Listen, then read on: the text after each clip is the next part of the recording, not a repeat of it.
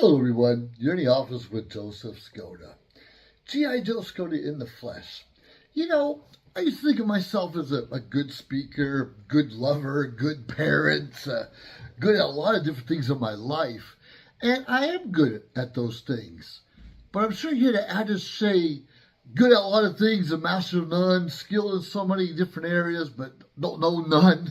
Well, it's kind of what I've fallen into. I just recently gave a wonderful Toastmaster competition speech yesterday. At least I thought I did. And I didn't even place. Now, I've been speaking about 10 years, probably 4 or 5 of it semi-professionally, and do a lot of instructions. And I teach and give feedback to other people so they'll become better competitors. But even though I'm good, I often can wake up, and I'm good enough to actually wake up and talk on a subject without even thinking about it, with very little preparation involved. But if you don't prepare, your good isn't really good enough. You see, I thought I would do well, at least place in the top 3 of this competition, and it didn't happen. Now, I don't know why, because I gave feedback to other competitors, and they kind of took to heart some of the things I had to say, and they actually placed against me, who's trying to help them do bigger and better things. Do you see whether you think you're a good lover, good at sports, good at speaking, good carpenter, musician, so forth and so on? Is your good really good enough? We can all dribble a ball and throw it in the hoop from time to time, but are we good enough to go pro? Or catch the ball, play football to go pro? Or play the piano or guitar well enough to be a pro? Very few of us are willing to put that time in. Now, getting back to being a public speaker, I don't know if I wanted to. If I win this Toastmaster contest, you go to the next level, and somewhere down the line, if you're good enough, well, if you're better than good enough, you can compete at the World Champion of Public Speaking. Now, I've been to several of these competitions over the years. Chicago, Colorado, Washington, D.C., Bahamas is coming up, and some other places.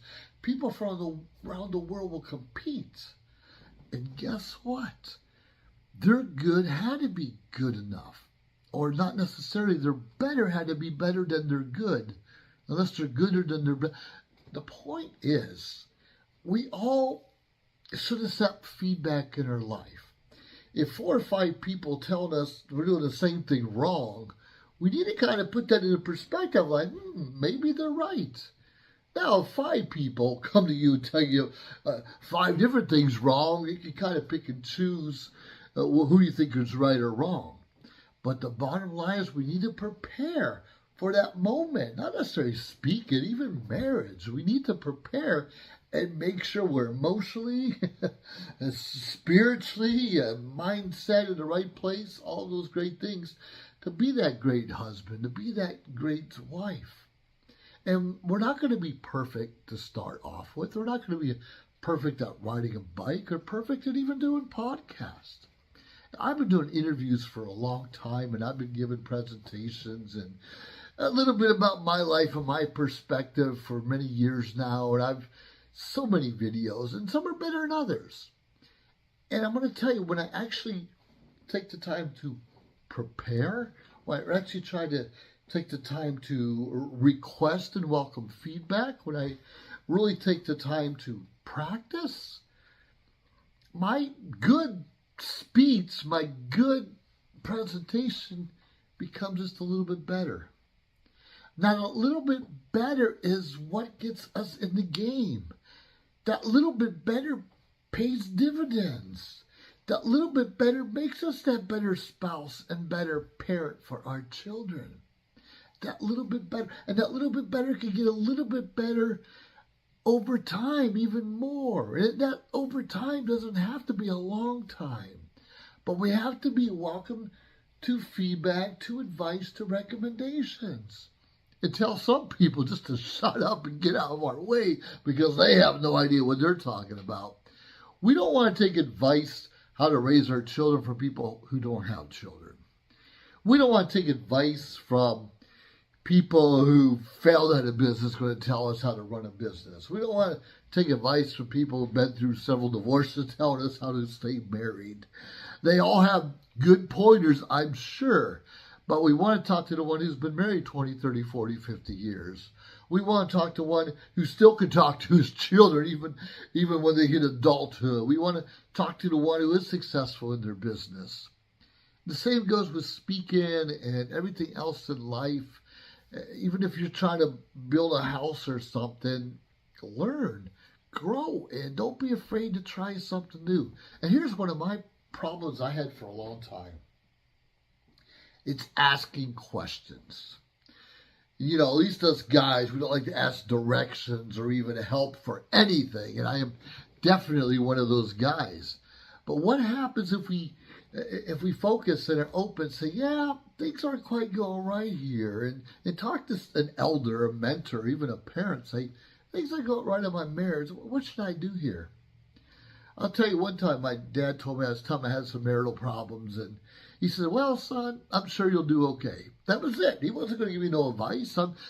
He probably knew I wasn't going to listen anyways, and I am long divorced from that woman from many, many years ago. But very interesting. He's like, we all have to make our own bed. We all have to sleep in it, and adjust as necessary in life. Now, that's a metaphor, not necessarily in bed, but whatever it is. If we're writing a book, I write a lot of blogs. I used to write lots of blogging, almost every day. And I haven't done so in several months now, because even though I was a good writer, that good wasn't bringing me results. Even though I'm good at being in front of camera, that good wasn't good enough to bring me fame and fortune as I like to get one day. You see, good is not always good enough. Sure, I'm gooder than my brothers in some aspects, or I'm gooder from some employees and other people I know in other aspects. And we know gooder's not a word, but I have a good friend of mine from Alabama. He's a retired Chief Master Sergeant of the Air Force. Well, not Chief Master Sergeant, but anyways, retired chief, and he's from Alabama, from the South, and every time I see him, I ask him, how you doing? He said, I'm doing gooder today than yesterday. That's something we can laugh and joke about. He's not trying to impress anyone, but we know who he is. And when we work on ourselves and what we're good at, and we can work on our brand, despite if we have a business or not, and can work on our own integrity and service and doing the right thing, people will know who we are, who they're talking about. And you know me, I wear a hat very often. You know, something like this. Well, it's a bigger hat, but I wear different hats, mostly fedoras, in different situations, and usually when I'm speaking. And yesterday I decided not to wear a hat when I was competing. Maybe that's why I lost. No, I could blame the judges, and I could blame not wearing a hat, or I could blame wearing the wrong clothes. In fact, I think I wore the shirt for that competition. But, you know, bottom line, I just wasn't as prepared as I could have been. I just wasn't listening to the same advice I was giving other people. I just didn't have the edge at that particular time. And those that become successful, sure, sometimes the right place at the right time, but they're usually prepared along the way. They're usually doing something so they can have that edge, so they can be ready to jump in when the timing's right, so they can be ready for any challenges or obstacles come their way. Now, how often we're not prepared for those challenges? We know if we're going to run, let's just say, for politics, despite if it's the school board, mayor, senator, whatever it is, could just be the president of your HOA or something. And we know in most cases that's not an automatic win. And even if you do win, are you prepared to take charge or be the leader from day one? Not too many of us are. We all want the job. We all want extra money. We all want to be respected and live a happy, so lucky life.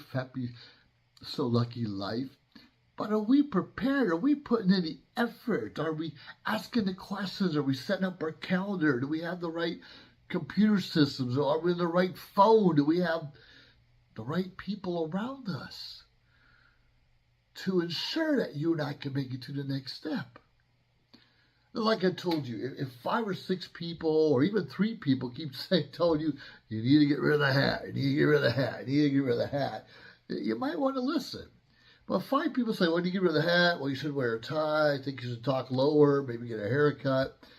You can kind of pick and choose which of those are important to you and which of those you can let go. Or look for sound advice from someone who's been where you're trying to be. Now, we all have opinions, and we have a lot of ways to look at those opinions from different people, and some of them are justified, but in most cases, they're opinions. Now, if I want to be a world champion public speaker, obviously I want to ask other world champions of public speakers, say, what's the deal? How do I get? What do you suggest for me? And I may get some honest feedback, but I'm going to tell you, some people, when they hit certain levels, and they're watching you not prepared. They're watching you not taking it seriously. They're watching you kind of mediocre through life.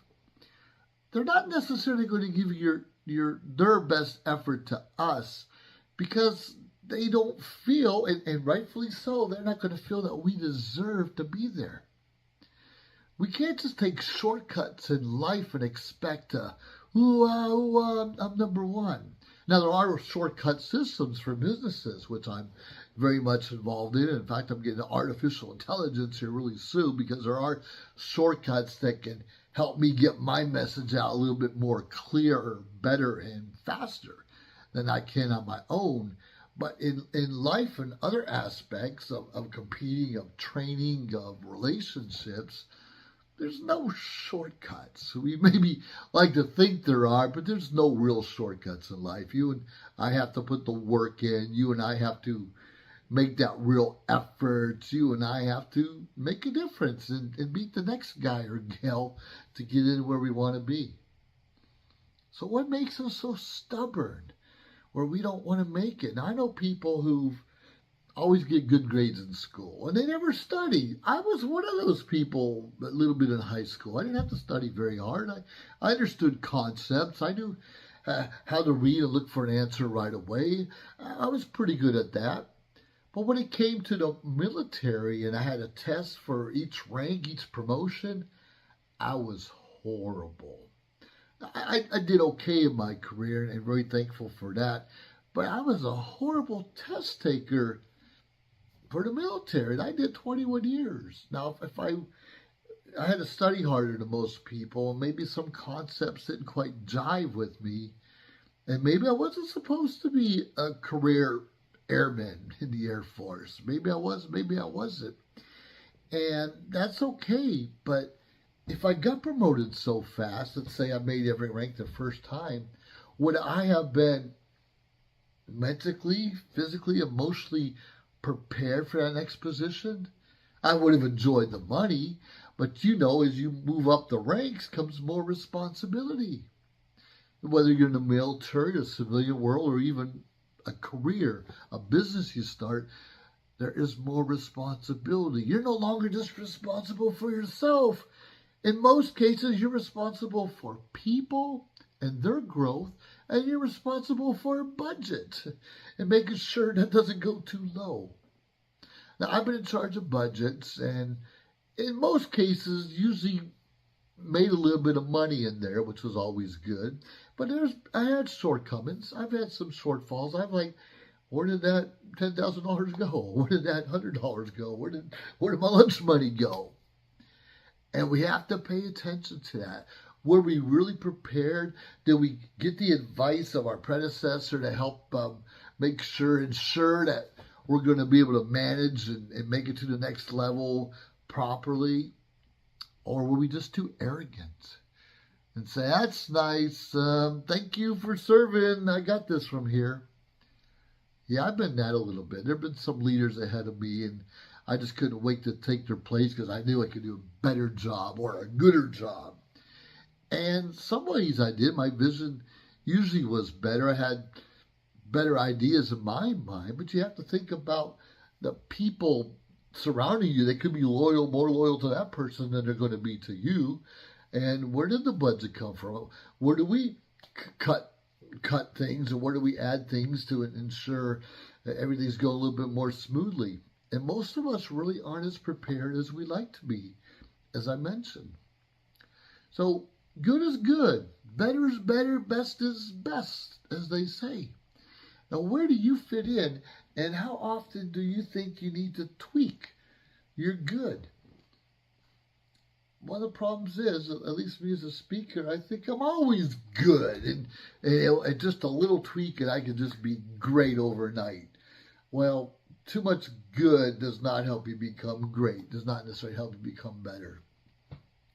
Open yourselves to that feedback. Ask for that advice. If you want to be an actor, and I've done, I don't know, about 15 auditions or so, and probably picked up once or twice, but mostly background things, or the father, or hey, good job, kid, and moving on. I never had a big thing, but I really haven't prepared. After getting beat up a couple times, took a few acting lessons, traveled back and forth to LA, and that's about 4 hours each way for me, and the expenses. So I wasn't taking it seriously. I just thought, well, if it happens, it happens. Won't this be great? I want to make sure I'm there in the right place at the right time. We really have to be prepared. We have to put our best foot forward. We have to build our network, make those connections. Being a military guy, where was all my buddies who had my six back in the day? And some are around, and I could call, or thanks to social media and social media shows and network and all that, able to find some of those people again. But all of us has a message to give. All of us have experiences to share. All of us have failed, and we don't necessarily want to talk about, but we want to help others not make those same mistakes that we did. Well, all that being said, I just encourage you to be the best you can every day. Wake up with a smile on your face. Go ask questions if necessary, and do whatever it takes to be prepared for that next level. And guess what? We don't always know what that next level is. You may think it's being a Chief Master Sergeant of the Air Force. It may be opening your own company, or being CEO of this company, or just retiring and becoming a dad, a mom. A funny story I heard, not funny, just heard about not too long ago. This colonel's an 06. They're making about 130, 140,000 a year, give or take how many years they had in. That's good money. And a lot of them be out of the military. They got these high-paid positions for different organizations and different companies on their own. But this one just retired and became a bus driver. And he would drive his daughter to school every day. He just wanted to be closer to his daughter and his family. The money, the retirement was good, but he wasn't looking, okay, I've been there and done that, and now I just want to support my family. And there's others, I've known others that retired at that level and said, okay, now it's my time to support my wife. She supported me for 20, 30 years. Now it's time for me to support her. Others would get jobs as janitors at school just to be around the kids and making sure there's stability. Because us in the military, sure, we love going up the rank and love the experiences, but we're often sent away from home. We're often sent away for months, even years at a time, without seeing our family. In my case, I loved it, but it caused a lot of problems in my relationships, caused a lot of problems having that closeness with my kids. So whatever it is, whatever decision you make, ensure you're prepared for it. And if you just, ready to retire now, or ready to start a new career or start a family, do whatever it takes to ensure that you have that foundation built and you can truly make a difference in those little ones' lives and your own. With that being said, you're in the office with Joseph Skoda. Please subscribe to our channel. Let me know what comments, suggestions you have. And whatever it is, make sure you're prepared. And remember, good is not always good enough. Have yourself a great day, everyone. Bye now. If you liked our show, please subscribe to our YouTube channel or find us on any social media platform, Instagram, of course, Facebook. Like, subscribe, share. We appreciate it. Let us know your thoughts and join our team. Anyways, we appreciate you staying tuned week after week, day after day, because we continuously build up our network to bring to you what you're asking for. Have a great day. I can already feel you judging me, and not for what I've done in the past, but for what I'm about to do. I had what mattered, and I got careless. Like, I don't deserve more. I don't deserve sympathy. I don't deserve to be here. Where the hell are you? Why aren't you answering your phone? Jenna! What is the matter with you? Someone once told me, you may not be everybody's cup of tea, but you're somebody's shot of whiskey. Excuse me, ma'am. My car ran out of gas and I left my wallet at home. Could you please spare a couple dollars so I can refuel my vehicle? I literally have nothing. What's it gonna take to get you to join the program? Get back, dog! If Jesus wanted you to have a dog, he would have blessed you with a bowl and a leash now, wouldn't he?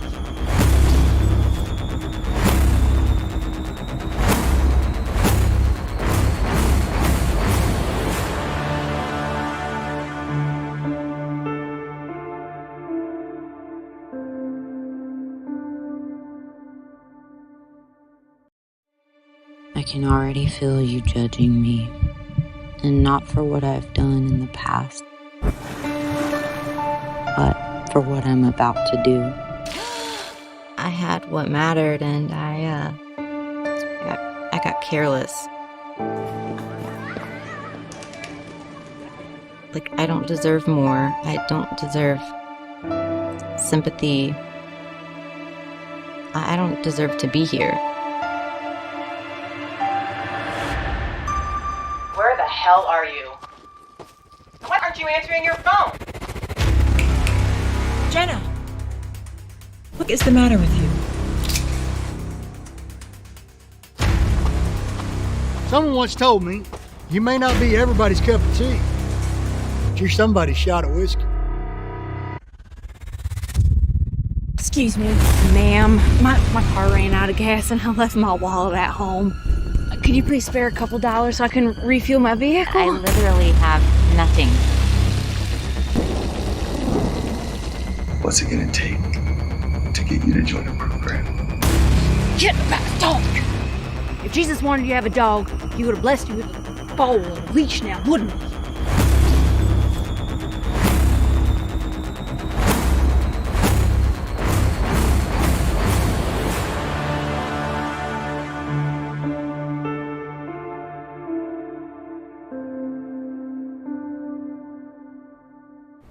Welcome to social media shows.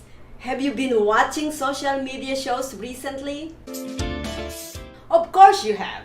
We have been live streaming for 4 years across social media platforms. We produce over 70 shows with over 1,000 episodes. In the process, we've helped over 100 creators realize their dreams and start their own show. We give platforms to promote your business. If you are an artist, if you have an event, if you are entrepreneurs, or if you have a story. If you haven't done it yet, go ahead and subscribe and follow us on major social media platforms. And if you have a great idea of a show, join us. Social media shows can help you produce and live stream your own show. Let us help you make your dream become a reality.